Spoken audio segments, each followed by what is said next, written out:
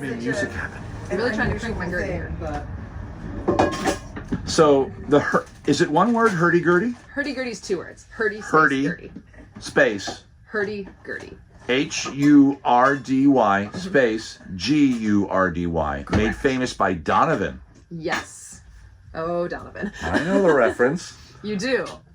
And I know the reference I get every fair where inevitably somebody's like, oh, hurdy-gurdy, like the hurdy-gurdy man. Except that must make you the hurdy-gurdy woman. And then there's this long, awkward pause in which I just look at them. You're dead inside. Yeah. Okay, you're quite intimidating. Am I really? You're lovely, but your tattoos, your piercings, I'm going to pause here and move my hands like this so you fill in the blank with your look. I feel like most people think I'm intimidating until I start talking. And then they realize you're a huge nerd. Yes, correct. Okay. And I say that a lot on stage loudly. I reinforce to people, I'm like, I'm a huge nerd. Speaking of this huge nerd, her name is Dora Violet. On stage, Dora Violet. I knew I was going to fuck it up.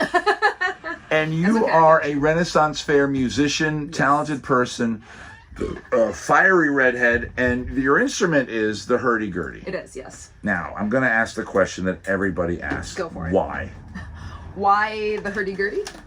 Yes. Yeah, valid. It's an unusual... Now, It is. if you're doing this, you're how many steps removed from a violin? Because isn't it the same audible... You're running a resin thing over strings, yes? No. Yeah. So the closest thing when I'm explaining the hurdy-gurdy to people is I often tell them to think about the violin. And if I take this part off, I'm going to have you hold that. Okay. That's the Are wheel you wearing cover. your mic? Yeah. Where is it? It's Oh, okay. hiding. Okay. Super secret mic. Well, okay. Should be right in the center.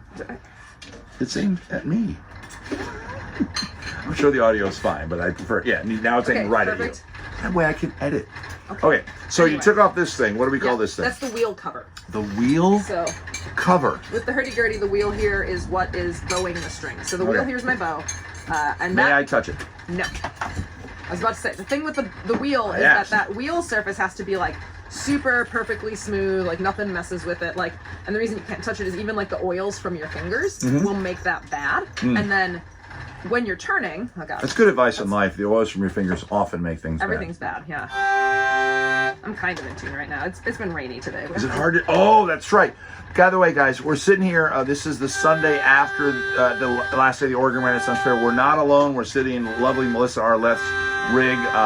Lynx Kim is nearby, as is Lady Victoria and Vitaly. We're not alone. And there's even a mouse that will not stop running on a wheel nearby. And I was stalling a street tune. See, We got a little tuner built in. I have a little tuner, sneaky tuner. And See, what did you If try? I could train these mice to just crank for me, that'd be fantastic. Melissa, we just cracked the code because before we went to recording, Melissa, they have these mice which are not in the show. You all know Melissa; she's the Cirque du Soleil.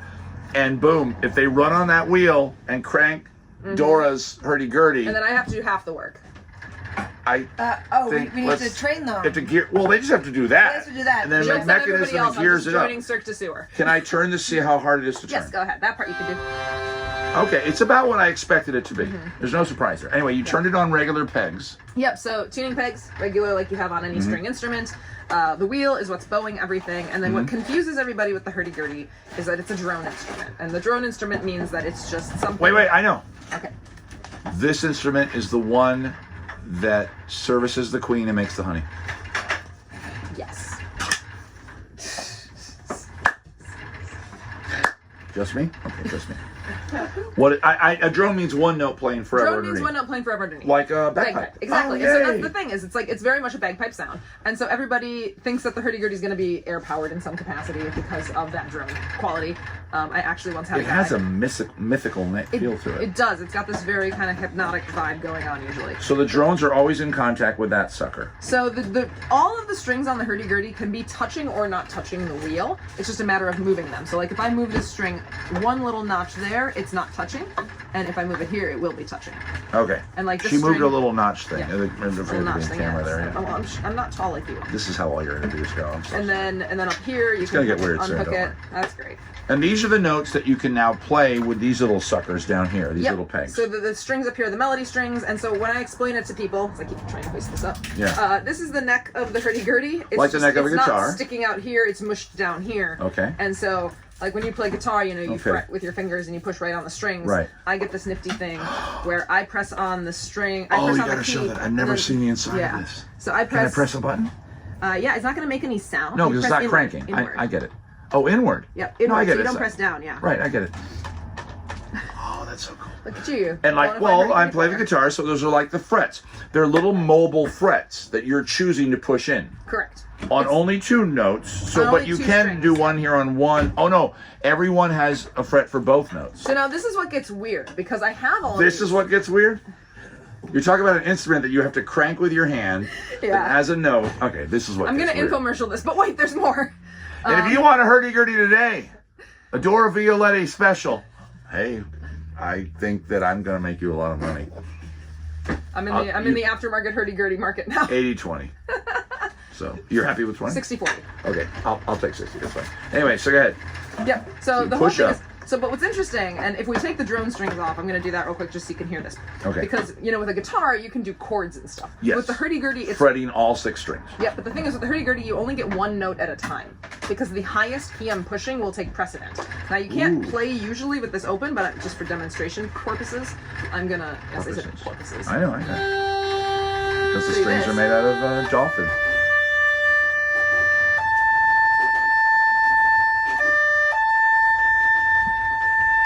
Yeah. So they're in harmony or are they octave? Is that an octave? Only one of these is touching right now.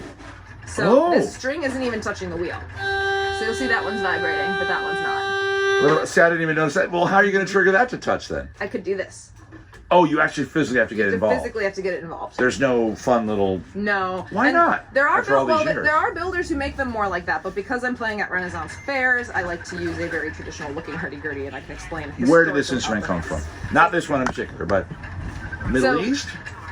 Spain, they think actually is the origin point. Spain? Yeah, because who's better than guitar too? I'm going to say yes. Okay. Let's just assume I'm right. Yeah, we're going to assume you're right. Yeah. You look like you know what you're talking about. I do not. I do not. I'm not saying you know. I'm saying the trick is to look like you know. But no, they think... Exactly. They think Spain was the origin point. Okay. And the reason for that being there's carvings in a cathedral back to the 11th century that show. And the thing is that we didn't have the hurdy-gurdy quite like this at the very get-go. We had what was called the organistrum. And the organistrum was the same idea. We had the wheel. It was bowing the strings. We had the keys. But it was less keys. Obviously, back then we didn't have the fully chromatic keyboard I have. So that's the okay. That was my next question. Just to reiterate, that's an octave. Yep, it's 2. I have about 2 octaves. 2 octaves. And so the bottom keys here would be like the white keys on the piano. Top row would be like the black keys. My colors are just swapped. Gotcha. And so the earlier ones would have been less keys on it, but they were really big. And it took 2 people to play. So you had one person do the cranking part, and another person did the key work. And it was like a weird 3-legged racing music form. Crazy. Yeah. Now that idea makes my skin crawl too. I can't stand the idea of like imagining having to play an instrument with another person, like in tandem. I'm like, ew. This is all fascinating, but the people here, that's fascinating. They're like, yay, the hurdy-gurdy. But why does she do this? We want to know about you now. How do you, a lovely young woman with questionable taste in men, end up playing the hurdy-gurdy in the Renaissance fair world?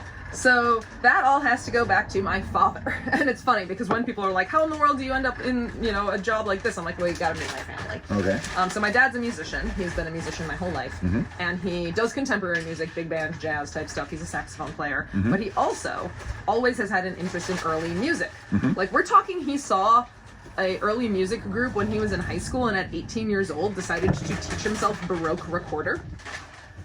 For fun. Because he's clearly a damaged individual. Right. Yeah, okay. I've made the joke before. It's a miracle I was ever born, okay? Okay. Come from a weird family. Come from a weird family. Okay. If your dad's sitting at home playing Baroque recorder when he's 18, it's like, you're not really going out there meeting girls, but somehow it all worked. Okay. I say this as a weird, awkward musician. No, you're weird and awkward and in all the right ways. So... Fantastic. So my... Dad, keep going, yeah. So... And we're talking Wisconsin? Wisconsin, yes. Okay. Originally from Wisconsin. And I've been playing hurdy-gurdy about 12 years now. I didn't start on hurdy-gurdy, though. I'm not going to ask your age, but that's a majority of your age. That's like a third of my age. Okay. So about a third of my life now I've been playing hurdy-gurdy. Now we know how old she is. I didn't mean to do that. I was trying to be really polite about it. It's fine. She said about a third. She may not be 36. Almost. See, I gave you an out. I don't mind though. No, but I'm trying to prove to everybody I'm as old as I am. People always think I'm younger than I am, and it's annoying. You're 35. I'm 35. You do look younger. Okay.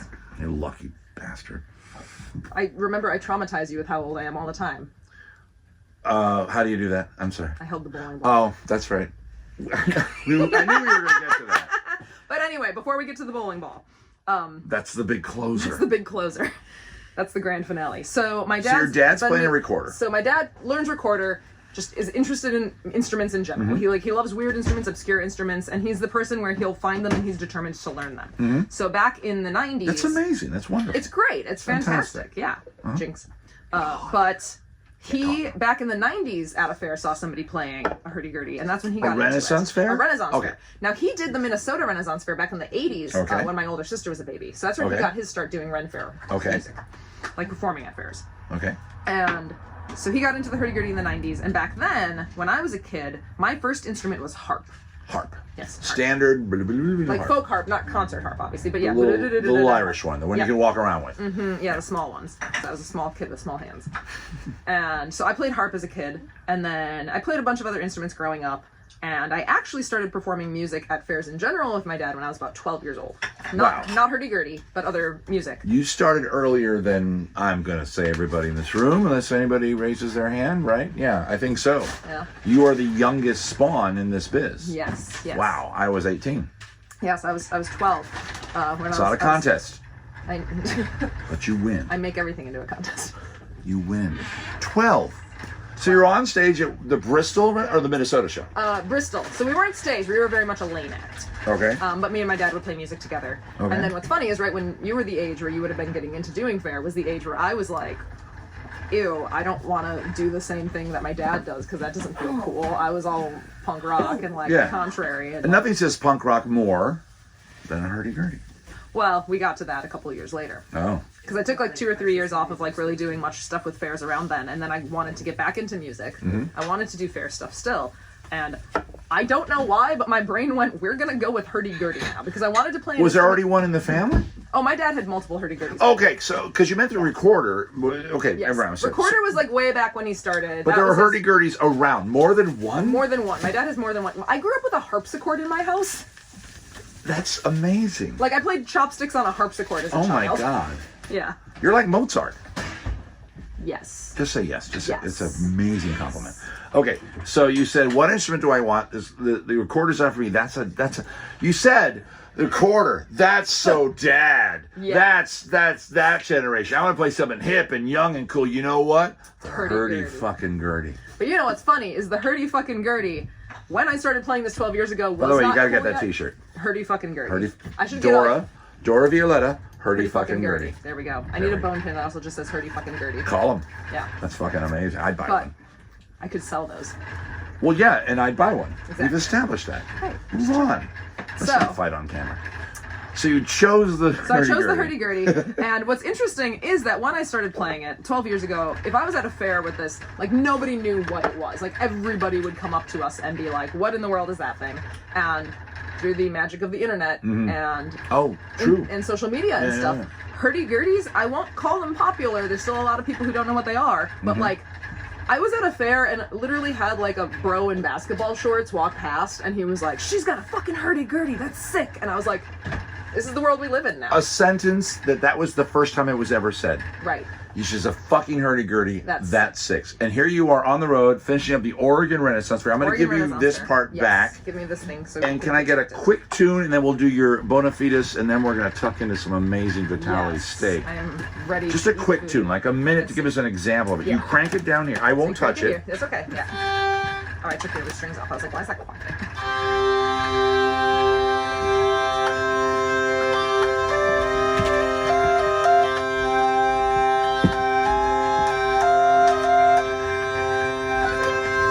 Such a weird position. You budge over.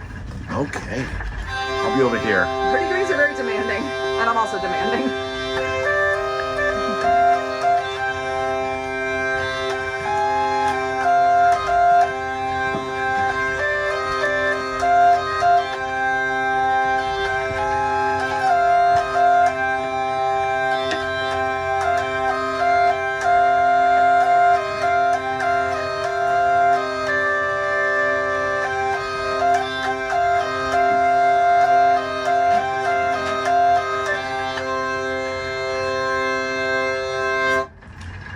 I think another money-making idea. Hurdy, now smash against the stage like Townsend. Don't. But I think. Oh, don't worry. I told the Oregon crowds that because they had me on a stage with you guys next year for my grand finale, I'm going to stick sparklers on the end of my hurdy-gurdy. Okay. But a close-up of your hands working over there, because I noticed you had other little pegs. I didn't notice. There's two rows of keys. And I didn't notice those. And the so that's sneaky, amazing. yeah, the top row's sneaky. So I want you to look right down the lens right here. Tell people where they can see. I'm going to say it correctly this time. Dora Violet. Violet. Dora Violet. I will next be at the Bristol Renaissance Fair for all 9 weekends, and then after that, you can catch me the last 7 weekends of the Pennsylvania Renaissance Fair. There you go. And do you have any kind of like place people can go on the internet? I'm doing this with my hand, so in editing, I see my hand do this, and I drop your URL right there. Yes, you can find me on Instagram. I am that hurdy-gurdy girl. Or you can find me on TikTok, Dora.Violet, just like my stage name is. So that's find perfect. me on both of those places. Guys, it's so lovely to hang out with a lovely and talented Dora Violet. We'll talk later about how the fact that she was one of the kids that held the bowling ball for me when I was on stage, and that makes me feel unbelievably old. I was a little asshole too. And she was a little asshole. And she grew up into a lovely asshole. Look down the lens right here. Say goodbye to everybody. Bye, everybody. Bye.